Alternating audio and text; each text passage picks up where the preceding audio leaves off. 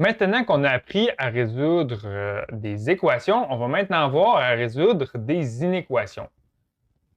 Une inéquation, c'est lorsqu'on a deux expressions mathématiques algébriques, mais au lieu d'avoir une égalité entre nos deux expressions algébriques, on a une inégalité. Donc, il existe principalement quatre types d'inégalités. Plus petit que, plus petit ou égal, plus grand ou égal. On peut également avoir une inégalité triple. Donc, si par exemple, on a une expression algébrique qui est située entre 1 et 10, c'est la même chose qu'écrire notre expression algébrique qui est plus grand que 1 et notre expression algébrique est plus petit que 10.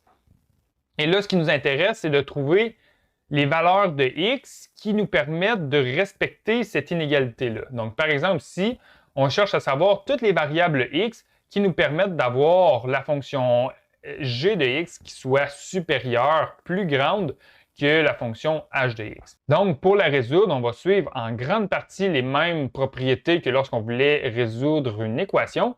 Lorsqu'on effectue une opération d'un côté de l'inéquation, on va faire la même opération, mais du côté inverse, de l'autre côté de l'inéquation.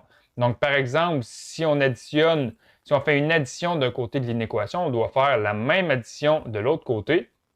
Même chose au niveau de la soustraction.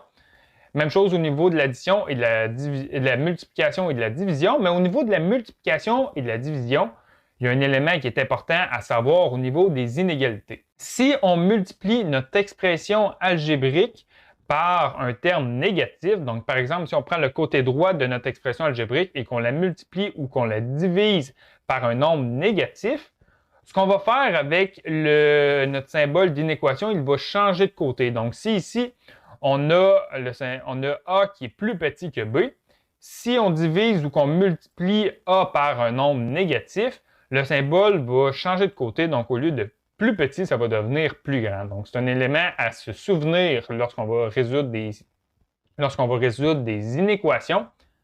On va donc faire à l'instant quelques exercices dans lesquels on veut résoudre des inéquations.